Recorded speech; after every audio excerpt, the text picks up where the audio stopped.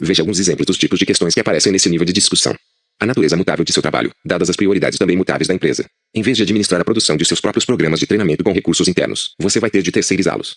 A direção na qual você sente que precisa caminhar em sua carreira. Você se vê fazendo um tipo diferente de trabalho daqui a um ano, e precisa conduzir uma transição em relação ao trabalho de hoje, ao mesmo tempo em que explora as opções de transferência ou promoção. A direção em que caminha a organização, em função da globalização e de uma eventual expansão. Você vê muitas viagens internacionais importantes no horizonte para você, e, dadas as suas preferências de estilo de vida, precisa refletir e ver como vai readaptar seus planos de carreira. Preferências de estilo de vida e necessidades em transformação. À medida que os seus filhos crescem, sua necessidade de estar em casa com eles diminui, e cresce o seu interesse em investimentos e no planejamento da aposentadoria. No nível mais elevado de reflexão, você vai precisar fazer algumas perguntas essenciais. Por que sua empresa existe? Por que você existe? Qual é o DNA central de sua existência, em termos pessoais e organizacionais, e que move as suas escolhas? Esse é o famoso quadro mais amplo, que centenas de livros, gurus e modelos insistem em ajudá-lo a captar. Por quê? Essa é a grande questão, com a qual todos nós lutamos. Todos os outros níveis de sua vida e trabalho podem estar em ordem, definidos e organizados à perfeição. Ainda assim, se você estiver 1 milímetro fora do curso, em termos do que você quer ou é chamado a fazer no nível mais profundo, vai se sentir desconfortável. Como tirar da sua cabeça a reflexão sobre prioridades?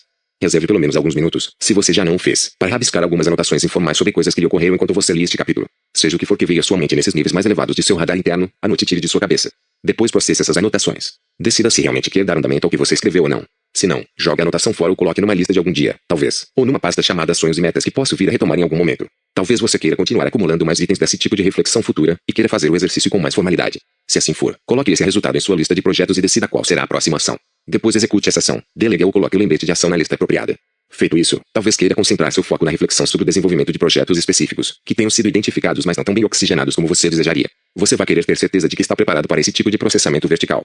10. Ter os projetos sob controle.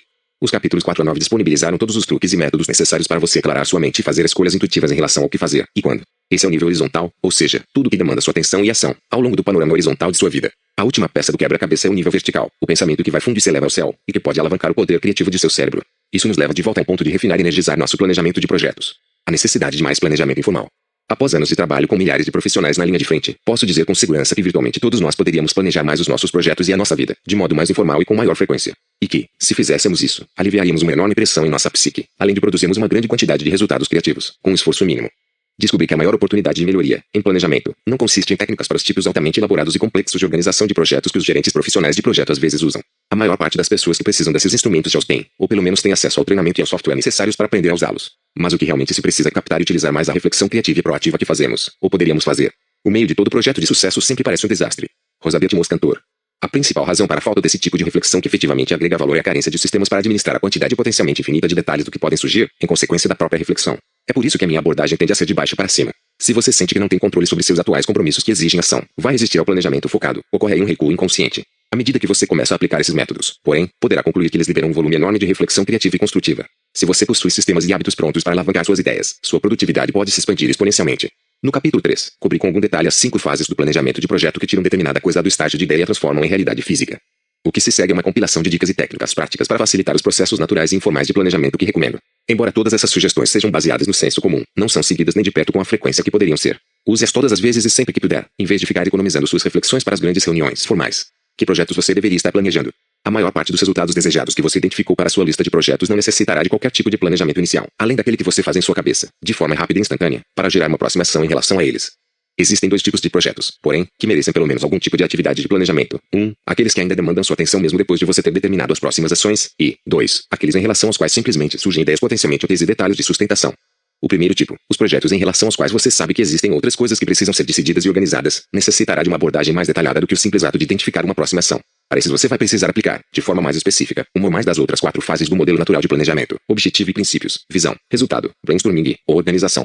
O segundo tipo, os projetos nos quais as ideias simplesmente surgem, aqui, na praia, no carro ou numa reunião, precisa de um lugar adequado onde essas ideias associadas possam ser reunidas. Podem, então, ficar lá para serem usadas mais tarde, se necessário. Projetos que exigem próximas ações de planejamento. Existem provavelmente alguns projetos, dos quais você pode se lembrar neste exato momento, dentre os que estão em sua cabeça, que você deseja ter mais objetivados, pé no chão e sob controle. Talvez uma importante reunião esteja para acontecer e você saiba que tem de preparar a pauta e o material para ela. Ou quem sabe você acaba de herdar a tarefa de coordenar a conferência anual de associados, e precisa tê-la organizado o mais depressa possível, para que possa começar a delegar parcelas significativas da atividade. Ou você precisa definir com clareza a descrição de cargo de uma nova posição em sua equipe, para fornecer a área de recursos humanos. Se você ainda não fez isso, invente agora uma próxima ação que inicie o processo de planejamento de cada um desses eventos, e coloque-a nas listas de ações apropriadas. Depois prossiga com as etapas seguintes do planejamento. Etapas típicas do planejamento. Os tipos mais comuns de ações orientadas para o planejamento serão seu próprio brainstorming e o ato de organizar, marcar reuniões e coletar informações. Brainstorming. Alguns dos projetos que demandam sua atenção neste momento vão exigir que você faça sua própria reflexão. Isso é particularmente verdadeiro no caso daqueles em que você não percebia com clareza qual seria a próxima ação quando tomou aquela decisão. Todos esses deveriam ter uma próxima ação, como, por exemplo, esboçar ideias com relação a X. Você precisa decidir onde e como quer executar determinada ação para poder saber em que lista de ações deve incluí-la. Você faz melhor esse tipo de reflexão no computador ou escrevendo suas ideias à mão no papel. Eu, pessoalmente, posso escolher qualquer dos dois meios, dependendo do que minha intuição me diz. Para mim, essa próxima ação poderia tanto entrar em minha lista no computador ou na lista em qualquer lugar porque posso traçar mapas mentais onde eu estiver, desde que tenha uma caneta e uma folha de papel. Organizar. Talvez você tenha alguns projetos para os quais já tenha coletado anotações e material variado de apoio, e precise apenas classificá-los e colocá-los numa forma mais estruturada. Nesse caso, sua próxima ação provavelmente seria organizar as anotações do projeto X. Se você tem de estar em seu escritório para fazer isso, porque é onde estão os arquivos, e você não vai querer ficar carregando esse material por aí, essa ação deve ser incluída em sua lista de ações no escritório. Se você carrega as anotações do projeto com você numa pasta, fichário portátil ou laptop, então a ação organizar as anotações do projeto X deveria ser incluída numa lista de ações em qualquer lugar ou diversos. Se você for executá-la manualmente, ou então na lista no computador, se você vai usar um processador de texto, ou planner ou software de planejamento de projetos. Marcar reunião com frequência. A reflexão sobre um projeto avança quando você marca uma reunião com as pessoas que gostaria de envolver no processo de brainstorming. Isso em geral significa mandar um e-mail para todo o grupo ou para um assistente para que agende a reunião, ou então dar um telefonema para a primeira pessoa para acertar uma hora. Coletar informações. Às vezes a próxima tarefa, na reflexão sobre um projeto, é reunir mais dados. Talvez você precise falar com alguém para obter seus insumos. Reflexão aleatória sobre projetos.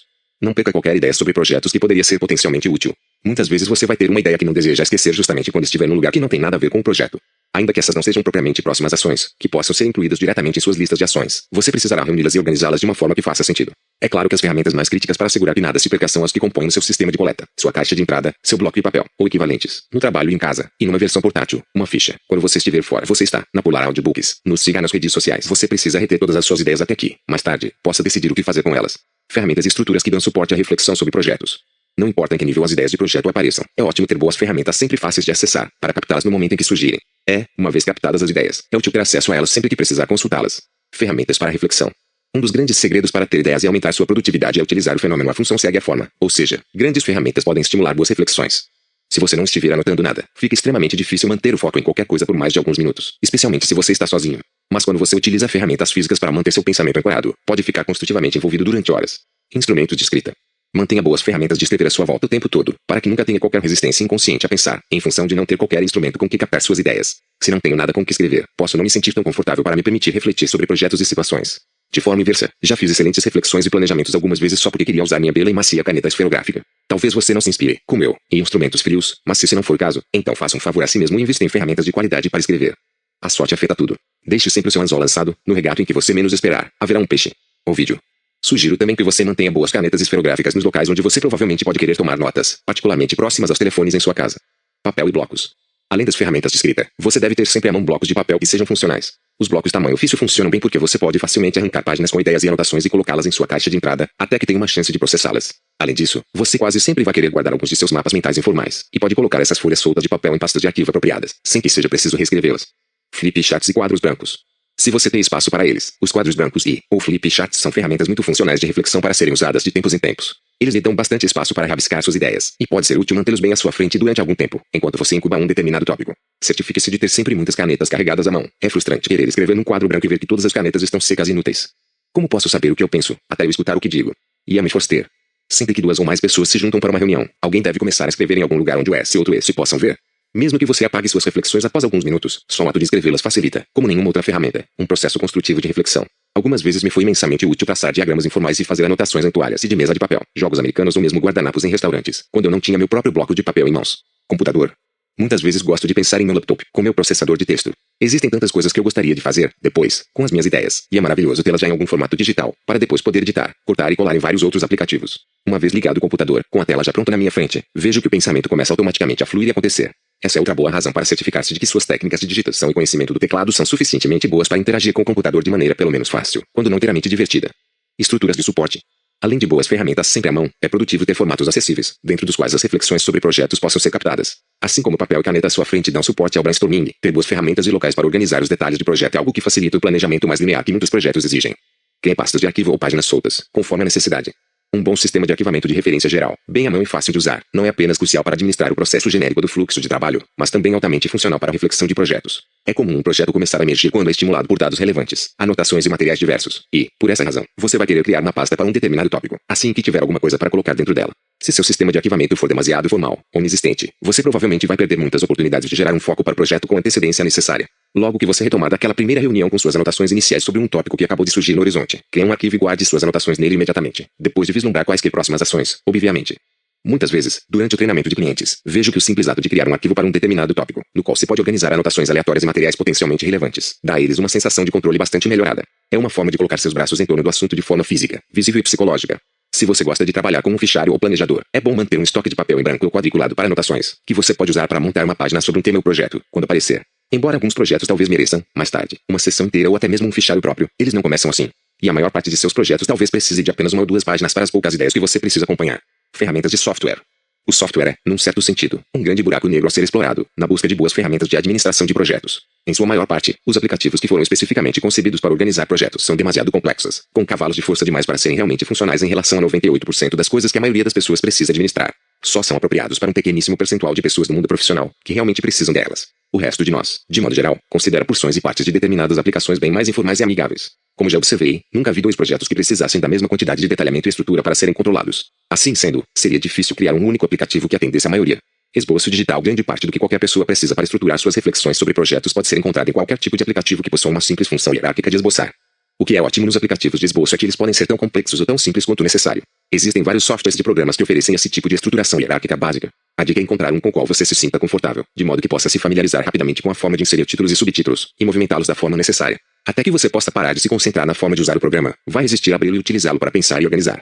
Na verdade, não importa muito o local onde você vai colocar esse tipo de reflexão, desde que seja facilmente acessível para que você possa inserir dados e revisar tudo sempre que necessário. Aplicativos de brainstorming. Diversos aplicativos têm sido desenvolvidos com o objetivo específico de facilitar o processo de brainstorming. O problema com o brainstorming digital é que, na maioria das vezes, não precisamos salvar o produto do brainstorm da forma como ele fica no brainstorm. O crítico são as conclusões que desenvolvemos a partir daquele exercício rudimentar. As ferramentas vistosas para captar brainstorms, como os quadros brancos eletrônicos e copiadores digitais de material escrito à mão, acabam não sendo tão eficientes quanto os fabricantes esperavam. Não precisamos tanto salvar os pensamentos criativos, e sim as estruturas que geramos a partir deles. Existem diferenças importantes entre coletar, processar e organizar, e, em geral, usam-se ferramentas diferentes para cada um desses processos. E você pode muito bem jogar as ideias num simples processador de texto. Aplicativos de gerenciamento de projetos. Como já mencionei, a maior parte dos softwares de planejamento de projetos é rigorosa demais para o tipo de reflexão e planejamento de projetos que precisamos fazer. Ao longo dos anos, tenho visto com muita frequência as pessoas tentarem utilizar e depois descartarem esses programas do que utilizá-los como ferramenta consistente. Quando usadas com sucesso, costumam ser altamente customizadas para atender a requisitos específicos de uma empresa ou indústria. Antecipo que aplicativos menos estruturados e mais funcionais surgirão nos próximos anos, baseados nas formas em que naturalmente as pessoas pensam e planejam. Até lá, é melhor ficar com algum bom e simples ou planner. Anexar anotações digitais. Se você estiver utilizando um organizador digital, grande parte do planejamento de projeto que você precisa captar fora de sua cabeça pode, na verdade, ser satisfatoriamente administrado num campo de anotações anexado. Só não se esqueça de revisar adequadamente o item anexado para torná-lo útil. E como eu aplico tudo isso em meu mundo? Assim como suas listas de próximas ações precisam ser atualizadas, sua lista de projetos também precisa. Feito isso, reserve para você um período de tempo, o ideal é algo entre 1 e 3 horas, para administrar o maior volume que puder de reflexão vertical sobre cada projeto. No mínimo 1, agora logo que possível, pegue aqueles poucos projetos nos quais você concentra máxima atenção e interesse, neste momento, e faça um pouco de reflexão, coleta e organização, utilizando as ferramentas que lhe pareçam mais apropriadas. Concentre-se em cada um de cada vez, de cima para baixo. Enquanto faz isso, pergunte-se, o que eu quero saber, captar ou me lembrar, em relação a esse projeto. Deixemos que a nossa preocupação avançada se transforme em reflexão e planejamento avançados. Winston Churchill. Talvez você queira apenas traçar um mapa mental de algumas ideias num pedaço de papel, fazer um arquivo e enfiar nele o papel. Talvez você venha com alguns simples títulos destacados, para anexar como anotação em seu software de organização. Ou você pode criar um arquivo do Word e iniciar nele um esboço. A chave é estar confortável em ter e usar suas ideias, e adquirir o hábito de concentrar construtivamente a sua energia nos resultados desejados e nos veios abertos, antes que seja obrigado a fazer isso. Parte 3. O poder dos princípios-chave. 11. O poder do hábito da coleta. Há muito mais nessas simples técnicas e modelos do que pode parecer, à primeira vista. Na verdade, elas proporcionam um método sistemático para manter a sua mente livre das distrações, o que garante um alto nível de eficiência e produtividade em seu trabalho. Só isso já seria motivo suficiente para implementar essas práticas. Mas há implicações ainda maiores e mais interessantes nos princípios que agem aqui. O que se segue, nos 3 próximos capítulos, é uma contabilidade da minha experiência, ao longo dos últimos 20 anos, com os efeitos mais sutis, e com frequência mais profundos, que podem transpirar após a implementação desses princípios básicos. Os resultados de longo prazo podem ter um impacto significativo sobre você como indivíduo, e podem afetar positivamente também as culturas organizacionais mais complexas. Quando as pessoas com quem você interage notarem o que você recebe, processa e organiza sem falta, de maneira incontestável, as trocas e os acordos que elas têm com você, começam a confiar em você de uma maneira única, tal é o poder do ato de criar lembretes para tudo aquilo que está incompleto ou não foi processado em sua vida. Isso melhora visivelmente o seu bem-estar mental e aprimora a qualidade de suas comunicações e relacionamentos, tanto pessoal quanto profissionalmente. O benefício pessoal. Qual foi o sentimento que predominou durante as atividades de coleta e descarga, download? Muita gente diz que a sensação é horrível, e no entanto maravilhosa. Como pode ser isso? Se você é como a maioria das pessoas que perfazem todo o processo de coleta, provavelmente sentiu algum tipo de ansiedade. Termos como esmagado, pânico, frustração, cansaço e repulsa, para descrever as sensações, são alguns dos que costumam vir à tona quando eu peço aos participantes dos seminários que descrevam as emoções que experimentam, enquanto perfazem uma versão reduzida desse procedimento. E há alguma coisa que você acha que adiou, naquela pilha? Em caso afirmativo, você experimenta imediatamente um sentimento de culpa associado àquilo, tal como eu podia, devia, tinha de ter feito isso, antes. Ao mesmo tempo, você experimentou alguma sensação de libertação, alívio ou controle, como se tivesse feito o dever de casa. A maioria diz que sim, com certeza. E como isso acontece? Estados emocionais totalmente opostos aparecendo quase ao mesmo tempo, enquanto você está fazendo um único exercício: ansiedade e alívio, estupefação e controle. O que está acontecendo aqui? Quando você compreender a fonte de seus sentimentos negativos em relação a toda a sua tralha, vai descobrir, como eu descobri, a forma de se livrar deles. E, se você experimentou sentimentos positivos ao coletar sua tralha, na verdade começou, por si mesmo, o processo de eliminar a negatividade. A fonte dos sentimentos negativos.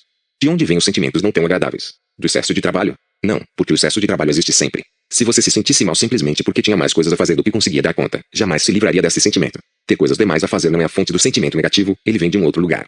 Como você se sentiu quando alguém quebrou um trato com você? Como foi a sensação diante disso? Frustrante, eu imagino. O preço que as pessoas pagam, no mundo, quando não cumprem acordos, é a desintegração da confiança no relacionamento, uma consequência negativa, portanto. E o que são todas essas coisas em sua caixa de entrada? Acordos que você fez consigo mesmo. Seus sentimentos negativos são simplesmente o resultado do não cumprimento desses acordos, e são sintomas da desintegração da autoconfiança. Se você diz a si mesmo para rascunhar um plano estratégico e não faz isso, sente-se mal. Se você diz a si mesmo para ser organizado e fracassa nessa tarefa, abre as portas para a culpa e a frustração. E o que você faz para não descumprir os acordos que fez consigo mesmo? Seus sentimentos negativos resultam dos acordos descumpridos. Você tem 3 opções para lidar com eles e eliminar as consequências negativas. Não faça o acordo. Cumpra o acordo. Renegocie o acordo. Todas as opções acima podem funcionar para você se livrar dos sentimentos desagradáveis. Não faça o acordo. É provável que tenha sido muito agradável pegar um monte de coisas velhas, decidir que não ia fazer mais nada com aquilo e simplesmente jogar no lixo. Uma forma de lidar com um item completo em seu ambiente é simplesmente dizer não. Você ficaria muito mais leve se baixasse seu padrão de exigência. Se você não fizesse tanta questão de as coisas estarem em um determinado nível, teria menos coisa a fazer 11. Duvido que você vá baixar seus padrões de exigência. No entanto, a partir do momento que você realmente entender o que ele significa, provavelmente vai fazer menos acordos. Eu sei que comigo foi assim. Costumava fazer muitos acordos, só para conquistar a aprovação das pessoas. Quando percebi o preço que eu estava pagando, no final, por não cumprir esses acordos, tornei-me muito mais consciencioso em relação aos acordos que faria daí em diante. Uma das melhores coisas desse método é que, quando você realmente toma-se a responsabilidade de captar e acompanhar tudo que está em sua mente, passa a pensar 2 vezes antes de assumir compromissos internos que na verdade não precisa ou não quer assumir. Não ter consciência de tudo que você tem a fazer é mais ou menos como ter um cartão de crédito cujo saldo ou limite você não conhece. Assim, é muito mais fácil ser irresponsável. Cumpra o acordo. Deixe a tensão do fazer e penetre na paz do já feito. Julia Louis-Woodruff. É claro que outra forma de se livrar dos sentimentos negativos em relação à sua tralha é simplesmente terminar a tarefa e ter condições de marcá-la como concluída. Na verdade, você adora fazer as coisas, desde que tenha a sensação de ter concluído alguma coisa. Se você já começou a executar as ações de menos de 2 minutos no momento em que entram em sua vida, tenho certeza de que pode confirmar o benefício psicológico daí advindo. A maioria dos meus clientes tem uma sensação fantástica após apenas algumas horas processando suas pilhas, só em função da enorme quantidade de coisas que conseguem realizar usando apenas a regra dos 2 minutos. Você pode passar um de seus melhores finais de semana só concluindo um monte de pequenas obrigações e tarefas que se acumularam por sua casa e em sua vida pessoal. Quando você junta todos os meios abertos, pequenos e grandes, e os vê numa lista bem à sua frente, alguma parte de você será invariavelmente inspirada, ou contrariada de forma criativa, ou ainda suficientemente intimidada, para ir à luta e expulsá-los da lista. Todos nós parecemos estar famintos por uma vitória. É ótimo poder satisfazer esse anseio atribuindo a si mesmo tarefas factíveis, que você possa começar e acabar com facilidade. Alguma vez você já executou um determinado item que não estava inicialmente numa lista, depois anotou e marcou como concluído? Então sabe do que estou falando. Nesse ponto, no entanto, temos uma outra questão. Como você se sentiria se sua lista e suas pilhas estivessem total e adequadamente equacionadas? Provavelmente estaria flutuando além do telhado, cheio de energia criativa. É claro que, dentro de 3 dias, adivinha o que você teria? Acertou, uma nova lista, e provavelmente ainda maior do que a primeira. Você se sentiria tão bem por ter concluído todas as suas pendências que provavelmente assumiria tarefas maiores e mais ambiciosas. E não é só isso. Se você tem um chefe, o que você acha que ele fará, após notar os altos níveis de competência e produtividade que você está demonstrando? Acertou de novo, vai lhe dar mais coisas para fazer. É a missão impossível do desenvolvimento profissional. Quanto melhor você se torna, melhor deve se tomar. Dessa forma, já que você não vai baixar significativamente os seus padrões de exigência e nem parar de inventar mais coisas para fazer, é melhor começar a se sentir confortável com a terceira opção, se deseja evitar o estresse absoluto. Renegocie o acordo. Um acordo renegociado não é um acordo quebrado.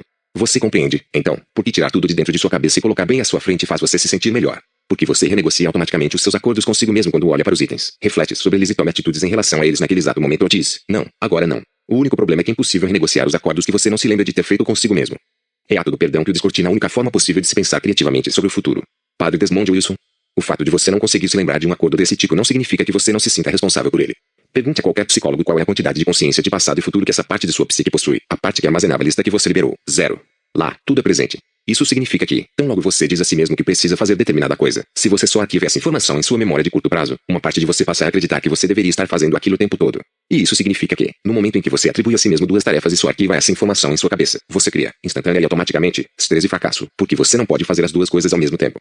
Se você, como a maioria das pessoas, provavelmente possui alguma área de armazenagem em casa, talvez uma garagem, e que você tenha combinado consigo mesmo, há algum tempo, quem sabe até há uns 6 anos, que deveria limpá-la e organizá-la. Se assim for, existe uma parte de você que provavelmente acredita que deveria estar limpando a garagem 24 horas por dia, durante os últimos 6 anos. Não admira que as pessoas vivam tão cansadas. E você ouve aquela vozinha, dentro de seu próprio comitê mental, toda vez que passa pela garagem. Por que você está passando perto da garagem? Não deveríamos estar limpando a garagem. E como você não pode suportar essa parte de si mesmo que não para de se lamentar e reclamar, nem vai mais à garagem, se puder evitar. Se você deseja calar essa voz, tem 3 opções para administrar o acordo que fez consigo mesmo. Baixe seus padrões de exigência em relação à garagem, o que talvez você já tenha feito. Bem, tem uma garagem imunda, e daí? Mantenha o acordo, limpe a garagem. Pelo menos coloque eu tenho limpar a garagem numa lista de algum dia, talvez. Aí, quando você revisar essa lista semanalmente e vir esse item, pode dizer a si mesmo, essa semana não. Da próxima vez que passar pela garagem, não ouvirá nada internamente, além de, essa semana não. Sou bem sincero em relação a isso. Parece que há uma parte de nossa psique que não sabe a diferença entre um acordo sobre limpar uma garagem e um acordo sobre comprar uma empresa. Lá dentro, as duas situações são simplesmente acordos, mantidos ou quebrados. Se você está segurando algum item apenas internamente, ele será um acordo quebrado, desde que você não esteja agindo em relação a ele no momento. O rompimento radical com a administração tradicional do tempo. Esse método é significativamente diferente do treinamento tradicional em administração do tempo. A maior parte desses modelos deixam você com a impressão de que, se determinada coisa que você diz a si mesmo para fazer não é muito importante, então não é muito importante, no sentido de acompanhar, administrar ou lidar com ela. Em minha experiência, porém, essa visão não é acurada, pelo menos em termos do funcionamento da parte não tão consciente de nossa mente. Mas é assim que a nossa mente consciente funciona. Então, todos os acordos devem ser conscientes. Isso significa que cada acordo deve ser captado, objetivado e revisto regularmente com total percepção consciente, para que você possa colocá-lo em seu devido lugar, no âmbito de sua auto-administração. Se isso não acontecer, na verdade, esse item vai consumir muito mais energia psíquica do que merece. Em minha experiência, tudo que é mantido apenas na memória RAM psíquica vai demandar menos ou mais atenção do que realmente merece. A razão para coletar tudo não é o fato de tudo ter a mesma importância, é justamente o contrário. Itens incompletos, não coletados, se transformam numa mesmice sem graça, no sentido da pressão que criam e da tensão que prendem. Qual a quantidade de coleta necessária? Você se sentirá melhor coletando qualquer coisa que ainda não tenha coletado antes. Quando você diz a si mesmo, está certo, preciso comprar manteiga da próxima vez que for ao mercado, e escreve isso em sua lista de compras de supermercado, vai se sentir melhor. Quando você se lembra, tenho de falar com o gerente do meu banco sobre o fundo de custódia, e escreve isso em algum lugar onde você sabe que vai ver quando estiver perto do telefone, vai se sentir melhor. Você está na Polar Audiobooks, nos siga nas redes sociais, mas haverá uma diferença de anos-luz quando você tiver certeza de que coletou tudo. Quando é que você vai saber o quanto você deixou dentro de sua cabeça ainda por ser coletado? Só quando não tiver sobrado nada. Se alguma parte de você estiver consciente, ainda que vagamente, de que você ainda não tem tudo na mão, não há como saber a quantidade que você coletou. Como você vai saber quando não houver mais nada a coletar? Quando nada mais se apresentar em sua mente como um lembrete. Isso não significa que sua mente estará vazia. Se você tem consciência, sua mente sempre estará se concentrando em alguma coisa. Mas se estiver focado em uma única coisa de cada vez, sem se distrair, você estará em sua zona. Sugiro que você use a sua mente para refletir sobre as coisas, em vez de pensar nelas. Você deseja agregar valor à medida que reflete sobre os projetos e as pessoas, não quer apenas se lembrar que eles existem. Para compreender inteiramente essa posição mais produtiva, você precisará captar tudo. Treinar-se para reconhecer e descarregar até os menores acordos feitos consigo mesmo, tal como são criados em sua mente, é algo que requer foco e uma mudança de hábitos. Realizar o processo de coleta com a maior abrangência possível, e depois incorporar o comportamento de captar todos os novos itens à medida que forem emergindo, será produtivo e lhe conferirá maior poder. Quando os relacionamentos e as organizações têm o hábito da coleta. O que acontece quando todas as pessoas envolvidas em uma equipe, num casamento, num departamento, num staff, numa família, numa empresa, merecem confiança por não deixarem nada escapar pelas frestas? Francamente, no momento em que você chegar a essa condição, dificilmente vai se preocupar de novo em conferir se as pessoas estão ou não deixando a peteca cair. Coisas muito maiores vão ocupar sua mente. Mas se as falhas de comunicação ainda são um ponto importante, isso é um provável sinal de que existe ainda algum nível de frustração e um nervosismo geral dentro da cultura. A maior parte das pessoas acha que, sem pagear e tomar constantemente as pessoas pela mão, as coisas podem desaparecer dentro do sistema, e então explodir a qualquer momento. Elas não se dão conta de que sentem isso porque já vivem nessa situação de forma tão consistente que se relacionam com ela como se fosse uma lei permanente, algo assim como gravidade. Só que não tem de ser necessariamente assim.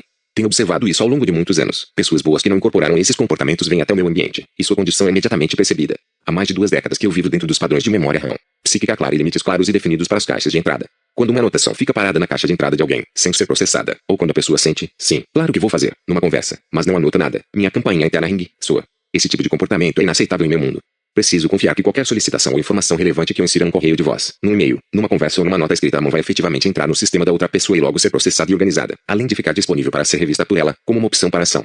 Se o destinatário administra correios de voz, mas não e-mail e papel, acabo de ser limitado a usar apenas os meios em que ele confia. Esse comportamento deveria ser inaceitável em qualquer organização que se preocupa para que as coisas aconteçam com o mínimo possível de esforço. Quando a mudança é necessária, deve haver confiança em que as iniciativas para essa mudança serão administradas apropriadamente. Qualquer sistema intacto, em última análise, será tão bom quanto o seu elo mais fraco. E, com frequência, esse tendão de Aquiles é a pouca capacidade de resposta de uma pessoa-chave às comunicações no sistema. Percebo isso particularmente quando rodo dentro de empresas onde as caixas de entrada ou não existem ou estão transbordando, e obviamente não são processadas há muito tempo. Essas culturas, em geral, sofrem de interruptite grave, porque não conseguem confiar na possibilidade de inserir a comunicação dentro do sistema. Nas culturas nas quais há sistemas sólidos até o nível de papel, a clareza é palpável. Na verdade, dificilmente isso chega a ser uma preocupação consciente, e a atenção de todo mundo é bem mais focada. Isso é verdadeiro também nas famílias que instituíram caixas de entrada, para os pais, os filhos, a babá, a empregada ou qualquer outra pessoa com quem os membros da família interagem com frequência. Infelizmente não se pode legislar sobre sistemas pessoais. Todo mundo deve ter sua própria maneira de lidar com as coisas que tem de administrar. É possível, porém, responsabilizar as pessoas por resultados, e por acompanhar e administrar tudo que cruza o caminho delas. E você pode também passar para elas as informações contidas neste livro. Depois disso, pelo menos não terão desculpa para deixar alguma coisa escapar pelas frestas. Isso não significa que todo mundo tem de fazer tudo. Espero ter detalhado aqui uma maneira de se relacionar com o nosso relativamente novo mundo do conhecimento, que dá espaço para que todo mundo tenha muito mais trabalho do que consiga fazer. A questão crucial será facilitar um processo constante de renegociação com todas as partes envolvidas, para que as pessoas se sintam bem em relação ao que não estão fazendo. Essa é a verdadeira atividade do conhecimento num nível mais sofisticado. No entanto, há pouca esperança de chegar lá sem possuir sistemas de coleta à prova de bala funcionando. Lembre-se, você não pode renegociar um acordo que você não se lembra de ter feito consigo mesmo. E certamente não pode. Quando grupos de pessoas adotam, coletivamente, o padrão de 100% de coleta, passam a ter um barco pronto para partir. Isso não significa que estejam velejando na direção correta, nem mesmo que estejam no barco certo. Significa apenas que o barco em questão, na direção em que está indo, está fazendo a sua parte com a maior eficiência e a melhor energia que possui. 12. O poder da decisão sobre a próxima ação. Tenho a missão pessoal de tornar a pergunta qual é a próxima ação parte do processo global de reflexão. Imagine um mundo em que nenhuma reunião ou discussão termine, e nenhuma interação cesse, sem uma clara determinação sobre a necessidade ou não de alguma ação. E, caso uma ação seja necessária, que ação será essa, ou pelo menos quem será o responsável por ela. Vejo as organizações adotarem um padrão segundo o qual qualquer coisa que caia dentro dos domínios de qualquer pessoa seja avaliada em função da ação necessária, e as decisões decorrentes sejam administradas adequadamente. Imagine a liberdade que viria e permitiria concentrar atenção em questões e oportunidades maiores. Ao longo dos anos, tenho observado um movimento extraordinário, em termos de energia e produtividade, sempre que os indivíduos e grupos passam a considerar a pergunta qual é a próxima ação, como fundamental, e a fazem com mais consistência. Mesmo sendo uma pergunta aparentemente simples, ainda é um pouco raro vê-la ser utilizada em termos inteiramente operacionais, onde precisa ser usada.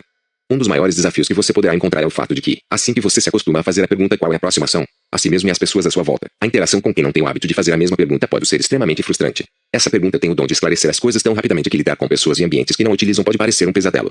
Todos nós somos responsáveis por definir os itens, se é que existem, que temos o compromisso de fazer acontecer, à medida que nos comprometemos conosco mesmo e com os outros. E, em algum momento, para qualquer resultado que tenhamos o compromisso de atingir, precisamos tomar uma decisão em relação à próxima ação física necessária. Existe uma grande diferença, porém, entre tomar essa decisão quando as coisas surgem e tomá-la quando as coisas estouram. A fonte da técnica. O segredo de sair na frente é começar. O segredo de começar é subdividir suas tarefas complexas e assoberbantes em tarefas pequenas e administráveis, e depois começar pela primeira delas. Mark Twain.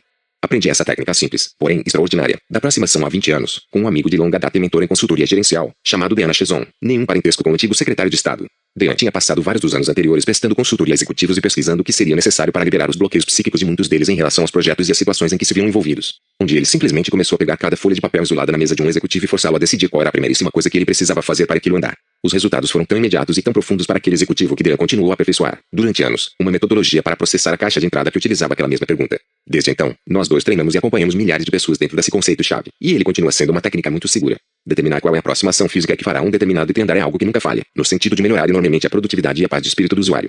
Criar a opção de fazer. Como é que uma pergunta tão simples como esta, qual é a próxima ação, pode ser tão poderosa? Sou um velho homem e conheci muitos tipos de problemas, mas a maioria deles nunca aconteceu. Mark Twain. Para ajudar a encontrar a resposta, convido você a revisitar, por um momento, sua lista de limpeza mental, ver a página, ou, pelo menos, a refletir sobre todos os projetos que provavelmente estão parados em sua psique. Você tem a sensação de que eles não vêm caminhando tão consistente e produtivamente como poderiam? É provável que você admita que sim, é verdade, alguns deles estão um pouco enrolados.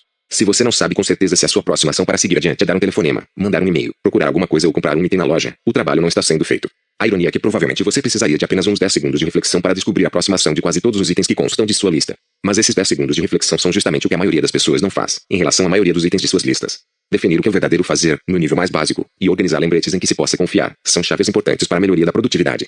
Essas são técnicas que se pode aprender, e nas quais podemos nos aprimorar constantemente. E, em geral, até mesmo as coisas mais simples ficam paradas porque a gente ainda não tomou uma decisão final em relação à próxima ação. Porque as pessoas brilhantes são as que mais proteiam. Na verdade, as pessoas mais brilhantes são as que têm o maior número de itens não decididos em suas vidas e em suas listas. Por que isso acontece? Pense na forma como nossos corpos respondem às imagens que mantemos em nossa mente. Parece que o sistema nervoso não consegue distinguir a diferença entre uma ideia bem imaginada e a realidade.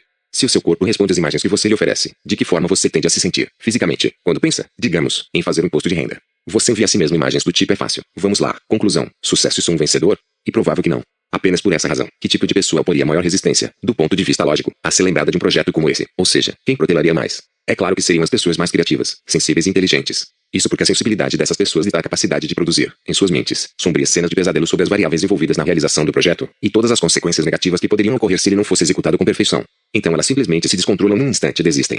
Mas quem não protela? Em geral são os idiotas insensíveis, que simplesmente pegam uma determinada tarefa e começam a empurrá-la para diante, cegos em relação a todas as coisas que poderiam dar errado.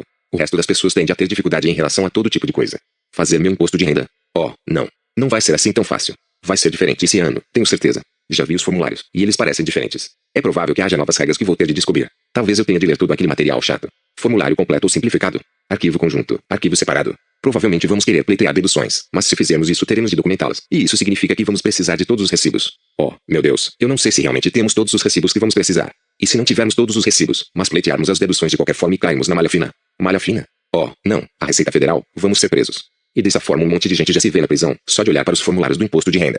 Isso porque são tão brilhantes, sensíveis e criativas. Então, qual é a solução? Bem, sempre se pode tomar um drink. Entorpecer. Silenciar o problema. Veja o que acontece a muitas pessoas quando entra um pouco de álcool no cérebro. Isso deveria baixar imediatamente sua energia, porque o álcool é depressivo, em geral. Porém, a energia sobe, pelo menos inicialmente. Por quê? O álcool está efetivamente deprimindo alguma coisa. Está desligando a vozinha negativa e as visões desconfortáveis que rolam na mente dessas pessoas. É claro que a minha energia vai aumentar, se eu parar de me autodeprimir com visões impressionantes, nas quais eu não estou administrando determinadas coisas com sucesso. Mas as soluções entorpecentes são, na melhor das hipóteses, temporárias. A tralha não vai embora. E, infelizmente, quando nós nos entorpecemos, não conseguimos fazê-lo seletivamente. A fonte da inspiração, do entusiasmo e da energia pessoal também parece ficar entorpecida. O silêncio inteligente. Não importa quão grande ou difícil possa ser o problema, livre-se da confusão dando um pequeno passo na direção da solução. Faça alguma coisa. George F. Gordon Out. Existe uma outra solução, silenciar o seu cérebro de forma inteligente, descobrindo qual é a próxima ação. Você sentirá, invariavelmente, um alívio da pressão sobre qualquer coisa que você se comprometa a fazer ou mudar quando decide qual é a próxima ação física necessária para fazer o assunto caminhar. Nada vai mudar, essencialmente, no mundo, mas ao redirecionar o seu foco para alguma coisa que a sua mente percebe como uma tarefa executável e passível de ser concluída, você vai gerar um aumento real na energia positiva, no direcionamento e na motivação. Se você juntou realmente todas as coisas que exigem sua atenção durante o processo de limpeza mental, repasse novamente a lista e decida qual é a próxima ação física individual a ser executada em cada um dos itens. Veja então o que acontece com a sua energia. Você se sente atraído ou repelido pelos itens que estão em suas listas. Não existe território neutro. Ou você é conduzido positivamente na direção de concluir a ação ou reluta em definir que ação é esta e resiste a se envolver com ela. Em geral, o que faz a diferença entre os dois extremos é simplesmente a decisão sobre a próxima ação. Isso é trabalho extra. Determinar qual é a próxima ação em cada um dos seus compromissos representa um esforço adicional que você não precisa despender? Não, é claro que não. Você só consegue curar o varejo, mas pode prevenir o atacado. Brooke Gizou. Assim, em que momento você imagina que a grande maioria das pessoas realmente toma a maior parte das decisões sobre as próximas ações em relação à sua tralha, quando a questão aparece ou quando a coisa estoura? E você acha que pode haver alguma diferença na qualidade da vida dessas pessoas, se elas administrarem essa atividade do conhecimento na fase inicial, e não na final? Qual é, a seu ver, a maneira mais eficiente de caminhar pela vida? Decidir as próximas ações de seus projetos logo que eles aparecem na tela do seu radar e depois agrupá-las eficientemente em categorias de ações que você executa em determinados contextos uniformes. Ou evitar refletir sobre o que, exatamente, precisa ser feito até que tenha de ser feito, e depois desgastar suas atividades, enquanto você tenta correr atrás do prejuízo e apagar os incêndios. Você está, na Polar Audiobooks, nos siga nas redes sociais. Isso pode parecer exagerado, mas quando eu peço a grupos de pessoas que estimem em que momento a maioria das decisões são tomadas em suas empresas, com raríssimas exceções eles respondem, quando as coisas estouram. O valor de um padrão de tomada de decisão sobre a próxima ação. Já ouvi vários executivos seniores sofisticados me dizerem que a decisão de instaurar a pergunta qual é a próxima ação, como um padrão operacional em suas organizações foi uma atitude transformadora, em termos do resultado mensurável do desempenho. Isso mudou sua cultura para melhor, em termos permanentes e significativos. Por quê? Porque essa pergunta força a clareza, a responsabilidade, a produtividade e o empowerment. Clareza. Um número excessivo de discussões termina apenas com uma vaga sensação de que as pessoas sabem o que decidiram e o que vão fazer. No entanto, sem que se chegue a uma conclusão clara de que existe uma próxima ação, antes mesmo de determinar qual é ela e quem é o responsável, um monte de tralha costuma ficar no ar, e com uma frequência muito maior do que se imagina. Sempre me pedem para atuar como facilitador em reuniões. Aprendi do jeito mais difícil que, independentemente do ponto em que se está na conversa, 20 minutos antes da hora combinada para o encerramento da discussão, preciso forçar a pergunta. Então, gente, qual é a próxima ação neste caso? Em minha experiência, em geral é preciso uns 20 minutos de esclarecimento, e às vezes de duras decisões, para que se possa chegar a uma resposta. Conversa fiada não cozinha arroz. Provérbio chinês. Isto é senso comum radical. Radical porque em geral compele a discussão em níveis mais profundos do que seria confortável para as pessoas. Estamos levando isso a sério mesmo? Será que nós realmente sabemos o que estamos fazendo aqui? Estamos realmente prontos para alocar tempo e recursos precisos para isto? E muito simples escolher o caminho mais fácil e evitar esses níveis mais elevados de reflexão. O que faz com que essas questões não nos escapem nem se transformem de novo em tralha amorfa é o ato de forçar a decisão sobre a próxima ação. Em geral, é necessário haver um pouco mais de conversa, exploração, deliberação e negociação, até que o tópico possa descansar. O mundo é imprevisível demais. Hoje em dia, para permitir pressuposições em relação aos resultados, precisamos assumir a responsabilidade de levar as coisas à máxima clareza. Responsabilidade. Todo programa de ação tem riscos e custos envolvidos, mas estes são muito menores do que os riscos e custos, de longo prazo, da inércia confortável. John F. Kennedy. O lado negro das culturas colaborativas é a alergia que tem em atribuir a qualquer pessoa responsabilidade de comando. Seu ou meu, infelizmente, são palavras que não constam do vocabulário de muitas organizações desse tipo. Existe no ar uma sensação de que isso seria pouco polido. Todos nós estamos juntos nisso, é um sentimento nobre, mas raramente é uma realidade no duro dia a dia do mundo do trabalho. Um número excessivo de reuniões terminam com um sentimento vago, entre os participantes, de que alguma coisa precisa acontecer, e a esperança de que não seja atribuído a eles o papel de fazê-la acontecer. Da forma como eu vejo a questão, pouco polido, na verdade, seria permitir que as pessoas saíssem de qualquer discussão sem que tudo estivesse bem claro. A verdadeira união de um grupo se reflete na responsabilidade, que todos os integrantes assumem, de definir o que há realmente a fazer e quem são, especificamente, as pessoas designadas para executar as ações. Assim, todo mundo se livra da angústia provocada pelas ações ainda sem decisão. Produtividade. As organizações se tornam mais produtivas naturalmente quando projetam e executam treinamento específico em tomada de decisões sobre as próximas ações na fase inicial de cada processo. Por todas as razões que já mencionamos, determinar a alocação física necessária dos recursos vitais para fazer determinada coisa acontecer, tão logo o resultado esperado esteja bem claro, é uma atitude que produzirá mais resultados, mais depressa e com menos esforço. Aprender a romper as barreiras do sofisticado pensamento criativo que podem congelar a atividade, ou seja, as complicadas redes psíquicas que tecemos, é uma habilidade muito elevada. A produtividade tem sido vendida, durante décadas, como uma coisa que é desejável melhorar, nas organizações. E qualquer coisa que possa ajudar a maximizar o resultado melhora a produtividade. No mundo da atividade do conhecimento, porém, todos os computadores, avanços nas telecomunicações e seminários sobre liderança no planeta não farão qualquer diferença nesse aspecto, a menos que os indivíduos envolvidos aumentem a sua responsividade operacional. E isso exige que você reflita sobre qualquer item que surja em seu mundo antes que seja obrigado a isso. Um dos maiores drenos de produtividade que tenho visto em algumas organizações é a falta de próximas ações determinadas para os projetos de longo prazo. Longo prazo não é a mesma coisa que algum dia, talvez. Os projetos com linhas de meta distantes devem, ainda assim, ser executados tão logo seja possível. Longo prazo significa apenas mais etapas de ação até a conclusão, e não há necessidade de decidir as próximas ações, porque o último dia do prazo ainda está muito longe. Quando todos os projetos e veios abertos em uma organização estiverem sendo monitorados, o jogo é totalmente outro. Impoemente. Talvez o maior benefício resultante da adoção da abordagem de próximas ações seja o fato de que ela aumenta dramaticamente a sua capacidade de fazer as coisas acontecerem, com uma elevação concomitante de sua autoestima e perspectiva construtiva. As pessoas vivem constantemente fazendo coisas, mas em geral só quando precisam, sob a mira de si mesmas ou de outras pessoas. Elas não experimentam sentimentos de vitória, de estar no controle ou de cooperar entre si com o mundo à sua volta. E estão famintas por experiências desse tipo. Os comportamentos do dia a dia, que definem os itens que estão incompletos e os movimentos necessários para concluí-los, precisam mudar. Fazer as coisas caminharem por sua livre e espontânea vontade, antes de ser forçado a isso por pressão externa ou estresse interno, é uma atitude que constrói uma firme base de valor próprio que se espalhará por todos os aspectos de sua vida. Você é o capitão do seu próprio navio. Quanto mais você agir sob essa perspectiva, melhores serão as coisas para você. As pessoas estão sempre culpando as circunstâncias por aquilo que elas são. Eu não acredito em circunstâncias. As pessoas que se destacam neste mundo são aquelas que se levantam e procuram circunstâncias que querem e, se não conseguem encontrá-las, criam-nas. George Bernard Shaw. Perguntar qual é a próxima ação é uma atitude que mina a mentalidade de vítima e pressupõe que existe uma possibilidade de mudança e que você pode fazer alguma coisa para que isso aconteça. Essa é a afirmação implícita no comportamento. E esse tipo de afirmação implícita costuma funcionar, fundamentalmente, para construir uma autoimagem positiva que pode ficar repetindo 1000 vezes. Eu sou uma pessoa poderosa, efetiva e faço as coisas acontecerem na minha vida.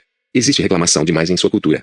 Da próxima vez que alguém vier com choromelas sobre alguma coisa, tente perguntar, mas e aí, qual é a próxima ação? As pessoas só reclamam de alguma coisa que elas presumem que poderia ser melhor do que atualmente. A pergunta sobre a ação força a reflexão sobre essa questão. Se o fato pode ser mudado, existe alguma ação que o mudará. Se não pode, deve ser considerado parte do cenário a ser incorporado à estratégia e às táticas. A reclamação é sinal de que alguém não está disposto a se arriscar a mexer numa situação passiva de mudança, ou não quer aceitar uma circunstância mutável em seus planos. Essa é uma forma de autovalidação temporária e vazia. Quando você começa a fazer as coisas acontecerem, você realmente começa a acreditar que pode fazer as coisas acontecerem. E isso faz as coisas acontecerem. 13. O poder do foco nos resultados. O poder de direcionar os nossos processos mentais e imaginativos para gerar mudança tem sido estudado e promovido em milhares de contextos, desde os primeiros livros sobre pensamento positivo até as recentes descobertas da neurofisiologia avançada. O meu próprio interesse tem sido na aplicação do princípio em termos de realidade prática. Executar e concluir as tarefas é uma coisa útil. Se é, como podemos utilizar isso da melhor forma para administrar o trabalho de nossas vidas? Será que podemos realmente usar essa informação de maneiras que nos permitam produzir aquilo que queremos que aconteça, com menos esforço? A resposta a todas essas questões tem sido um sonoro sim. O foco e a pista expressa. Ao longo dos anos, tenho visto a aplicação do método apresentado neste livro gerar resultados profundos para as pessoas, no dia a dia de seus mundos. À medida que você começar a usá-lo de forma habitual, como seu meio primário de abordar todas as situações, desde processar os e-mails até comprar uma casa ou uma empresa, estruturar reuniões ou conversar com seus filhos, sua produtividade pessoal irá à estratosfera. Muitos dos profissionais com quem trabalhei e que integraram esse método às suas vidas estão agora vivenciando empregos e carreiras melhores, ou até mesmo novos. Esses processos realmente funcionam na arena das coisas comuns, com que precisamos lidar diariamente, as coisas do nosso trabalho. Quando você demonstra, para si mesmo e para os outros, uma habilidade crescente para concluir tarefas nas trincheiras, provavelmente não permanecerá na mesma trincheira por muito tempo. 12. Tem sido inspirador, para mim, aprender e treinar outras pessoas a lidar com as realidades imediatas diretamente no asfalto, onde a borracha queima a pista, e atrelar o poder das imagens positivas às experiências práticas, em todos os momentos de nossa vida diária. A via expressa qual aludi no título desta sessão talvez seja uma denominação um pouco equivocada. Talvez o ato de diminuir o ritmo, sair da toca e cuidar de si mesmo seja a principal mudança que esta metodologia desencadeia, em algumas pessoas. O essencial é que ela torna você mais consciente, mais focado e mais capaz de implementar as mudanças e resultados que você deseja, sejam eles quais forem. A importância da visão de resultados aplicada. Desejo destacar agora o fato de que aprender a processar os detalhes de nosso trabalho e de nossas vidas através desse sistema objetivo e consistente pode afetar os outros e a nós mesmos de formas significativas, que a gente muitas vezes não espera. Como já disse, empregar o método de tomada de decisão por próximas ações resulta em clareza, produtividade, responsabilidade e empowerment, pois exatamente os mesmos resultados acontecem quando você se atém à disciplina de identificar os verdadeiros resultados que deseja e, mais especificamente, os projetos que precisa definir para produzir esses resultados. Todas as coisas estão ligadas umas às outras. Você não consegue definir realmente a ação certa até conhecer o resultado, e seu resultado estará desconectado da realidade se você não tiver clareza em relação ao que precisa fazer, em termos físicos, para fazê-lo acontecer. Você pode chegar a isso em qualquer das duas direções, e precisa chegar, para poder concluir suas tarefas. De acordo com Steven Snyder, especialista em aprendizagem e grande amigo meu, só existem dois problemas na vida. 1. Você sabe o que quer, e não sabe como conseguir. Ou 2. Você não sabe o que quer. Se isso for verdade, e eu acho que é, então só existem duas soluções. Decida. Faça acontecer. Isso pode ser construído a partir dos modelos Yin, Yang, cérebro direito, cérebro esquerdo, criador, destruidor ou um método equivalente que melhor funcione para você. A verdade é que nossa energia, como seres humanos, parece ter uma realidade dualística e teleológica. Nós criamos e nos identificamos com coisas que ainda não são reais em todos os níveis da nossa experiência. E, quando fazemos, reconhecemos a forma de reestruturar nosso mundo atual, para transformá-lo no novo, e experimentamos o ímpeto de fazer isso. A vida não oferece prazer maior do que o de suplantar dificuldades, passar de uma etapa de sucesso a outra, formular novos desejos e vê-los atendidos. Dr. Samuel Johnson. As coisas que demandam sua atenção precisam de sua intenção engajada. O que isto significa para mim? Por que está aqui? O que eu realmente desejo que seja verdade em relação a isto? Qual é o resultado de sucesso esperado? Tudo aquilo que você vivencia como incompleto precisa ter um ponto de referência que remeta à condição de completo. Assim que você decidir que existe algo a ser mudado e um molde a ser preenchido, pergunte-se, e agora, como faço isso acontecer? Ou quais os recursos que eu preciso alocar para fazê-lo acontecer? Ou seja, qual é a próxima ação? Sua vida e o seu trabalho são feitos de resultados e ações. Quando o seu comportamento operacional estiver moldado para organizar tudo o que cruzar o seu caminho, em todos os níveis, baseado nessas dinâmicas, ocorrerá um profundo alinhamento, e coisas assombrosas vão emergir. Você se tornará altamente produtivo. Vai criar coisas e fazê-las acontecer. A magia de dominar o trivial.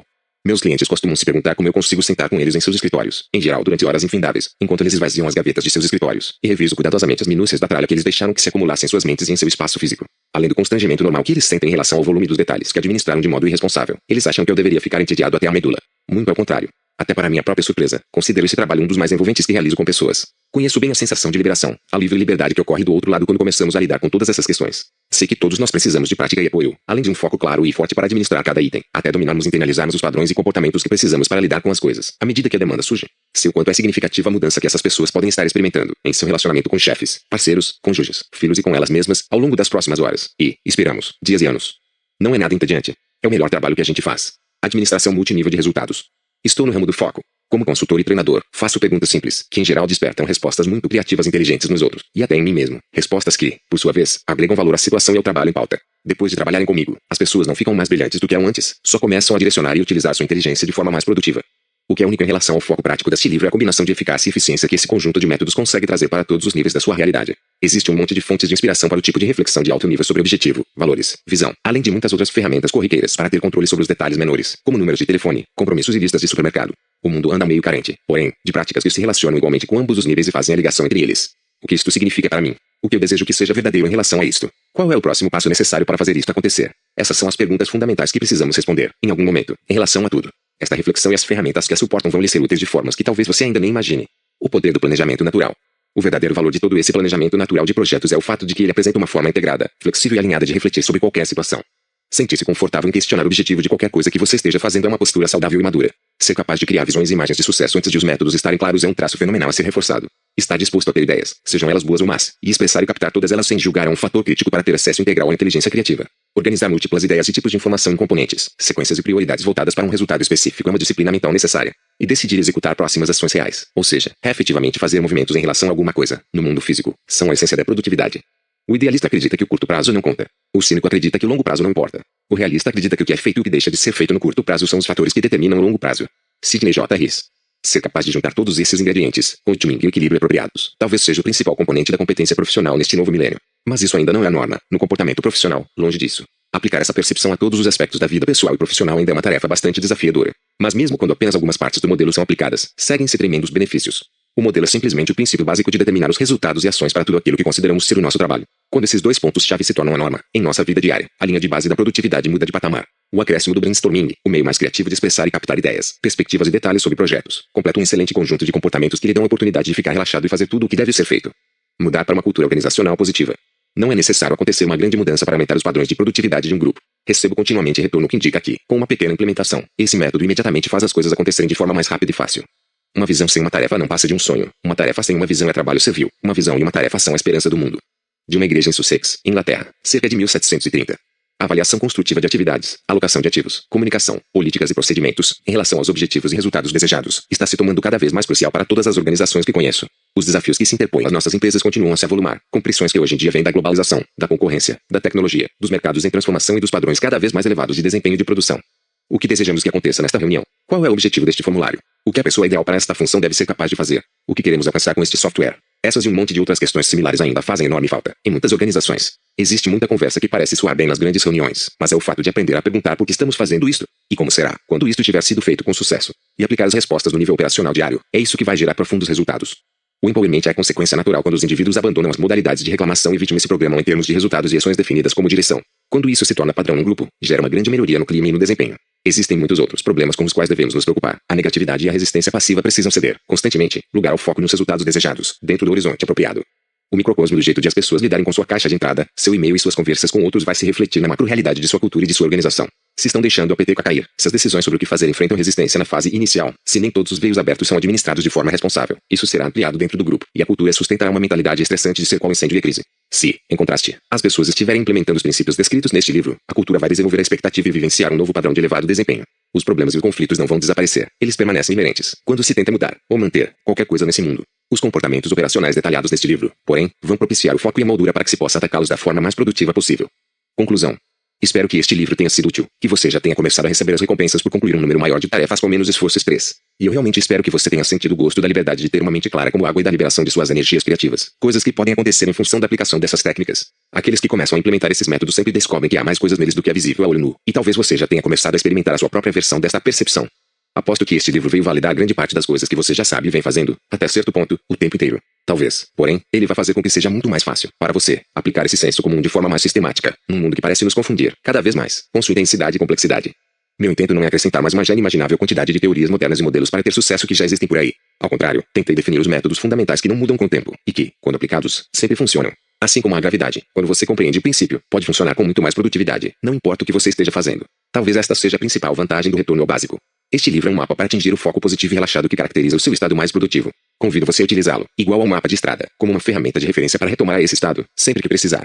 Para se manter no curso em termos consistentes, você vai ter de fazer algumas coisas que talvez ainda não tenham se tomado hábitos, manter tudo fora da sua cabeça, decidir as ações e os resultados logo que cada situação apareça em seu radar, e não depois, e revisar e atualizar regularmente o inventário completo dos veios abertos da sua vida e do seu trabalho. Espero que, nesse momento, você tenha pelo menos estabelecido um ponto de referência para o valor que esses comportamentos agregam. Não se surpreenda, porém, se levar um tempinho até eles se tornarem automáticos. Seja paciente e curta o processo. Aqui vão algumas dicas finais para andar para frente. Arrume todo o seu hardware físico de organização pessoal. Organize a sua estação de trabalho. Providencie caixas de entrada. Crie um sistema pessoal de arquivamento, no trabalho e em casa. Compre um bom organizador de administração de listas, com o qual você se sinta inspirado ao brincar. Sugiro também que você se permita fazer quaisquer mudanças que venha contemplando para melhorar seus ambientes de trabalho. Pendure quadros, compre canetas, jogue tralha fora, rearranje seu espaço de trabalho. Dê suporte a esse novo começo. Reserve um espaço de tempo em que você possa atacar uma área inteira de seu escritório, e depois cada parte de sua casa. Reúna tudo dentro do seu sistema e execute todo o processo descrito neste livro. Divida com alguém qualquer coisa de valor que você tenha colhido ao longo desse processo. É o meio mais rápido de aprender. Releia este livro dentro de 3 a 6 meses. Você vai perceber coisas que talvez tenha deixado passar da primeira vez, e posso garantir que vai ser como se fosse um livro inteiramente novo. Fique em contato com pessoas que estejam disseminando e refletindo esses comportamentos e padrões. Tenha um ótimo resto de sua vida. Considere o termo trabalho, em seu sentido mais universal. Você está na Polar Audiobooks. Nos siga nas redes sociais. Como qualquer coisa que você deseja ou precisa que seja diferente da forma que é atualmente. Muitas pessoas fazem uma distinção entre trabalho e vida pessoal, mas eu não. Para mim, semear o jardim ou atualizar meu testamento é trabalho do mesmo jeito que escrever este livro ou treinar um cliente. Todos os métodos e técnicas deste livro são aplicáveis em todo o espectro vida-trabalho. Afinal, para que sejam eficientes, eles têm de ser aplicáveis a tudo. Se, no entanto, você estivesse cuidando da comemoração de um triunfo recente do seu melhor amigo, a complexidade e os detalhes que provavelmente surgiriam em sua cabeça deveriam justificar pelo menos o verso de um envelope. Você também pode planejar projetos não passíveis de ação e não precisar de uma próxima ação. Por exemplo, projetar a casa de seus sonhos. A falta de uma próxima ação torna isso um projeto algum dia, talvez, o que está correto para qualquer item dessa natureza. Depois do horário é, na verdade, um bom momento para atacar um grupo de tarefas semelhantes que você normalmente não faria no curso de um dia típico de trabalho. Um ótimo dia para se fazer isso é a véspera de Natal, ou qualquer outro dia útil próximo a um feriado. Muitas pessoas já estão em ritmo de festas, feriados nessas datas, de qualquer forma. Então, é uma ótima oportunidade para fazer algo diferente e limpar a casa. Uma de nossas cestas de entrada extras é ideal para esse propósito. Use-a temporariamente, durante esse processamento inicial, para reunir as coisas a organizar mais tarde. Depois, você poderá usá-la para abrigar papéis pendentes de trabalhos em andamento e lembretes físicos de próximas ações. Essa abordagem pode ser perigosa, no entanto, se você não colocar essas contas a pagar ou os recibos a processar bem na sua frente com a devida frequência. Só ter as contas, recibos organizados não é suficiente para tirá-los de sua cabeça. Você precisa também revisá-los adequadamente. Se você estiver usando uma agenda que o grupo todo acessa, precisa manter discrição em relação a esses tipos de lembrete. De modo geral, as agendas digitais possuem funções de categorização privativa, que você pode usar para as entradas que não deseja, necessariamente, que todo mundo veja. Também chamado de arquivo suspenso, antecipador ou follow-up. Existem várias formas de desistir de tudo. Você pode ignorar o mundo físico e suas realidades e confiar no universo. Eu fiz isso, e foi uma experiência poderosa, que eu não desejaria a ninguém. Render-se, porém, a sua percepção interior e a inteligência aos aspectos práticos desta, dentro dos mundos nos quais você vive, é a melhor coisa a fazer. Confiar em você mesmo e na fonte de sua inteligência é uma versão mais elegante da liberdade e da produtividade pessoal. Um conceito importante no mundo da autoajuda é que o enfoque nos valores simplificaria a vida. Defenda o oposto. A quantidade esmagadora de coisas para fazer vem de seus valores. Os valores são elementos críticos para significado e direção, mas não se engane. Quanto mais você enfocá-los, mais responsável você se sentirá pelo que está acontecendo. Seus valores podem facilitar as decisões, mas não pense que simplificarão as coisas. É claro que as pessoas que se sentem mais atraídas a implementar a metodologia detalhada neste livro já se encontram, em geral, numa trilha de autodesenvolvimento, e não presumem que daqui a um ano estarão fazendo a mesma coisa que fazem hoje, de qualquer forma. Mas elas amam o fato de que este método faz com que atinjam seus objetivos mais